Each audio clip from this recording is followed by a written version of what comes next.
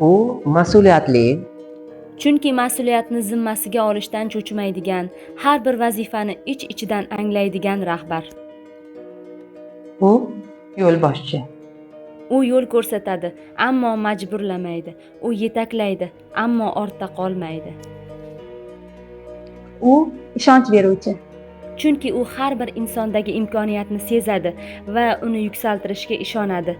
U har bir yutuqning ildizida ishonch yotishini biladi. U ilhom beruvchi. Chunki u boshqarish emas, yurakdan yetaklash tarafdori. U buyruq bermaydi, balki ilhom bag'ishlaydi. U adolatli rahbar. Chunki u intizomni talab qiladi, lekin har doim insoniylik bilan. U qat'iylik va mehrni bir yurakka sig'dira olgan inson. U fidoyi inson. Chunki u har bir qarorni mas'uliyat va adolat bilan oladi. U lavozim bilan emas, yuragi bilan rahbar. U jamoatparvar yetakchi. Chunki u yutuqni bo'lishish, muvaffaqiyatni baham ko'rish kerakligiga ishonadi. U jamoadan ko'ra o'zini emas, jamoani yuqori qo'yadi.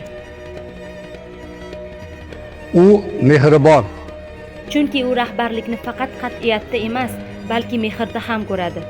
U har birimizga mehr bilan yondashadi, qo'llab-quvvatlashni hech qachon to'xtatmaydi. U yangilik ilhomchisi. Chunki u o'zgacha fikrlaydi va har doim oldinga intiladi. U har bir kunni yangi imkoniyat sifatida boshlaydi. U haqiqiy lider. Chunki u haqiqiy yo'lboshchi va ustoz. U og'ir vaziyatlarda ham o'z qat'iyatini yo'qotmaydi, boshqalarga kuch va umid beradi.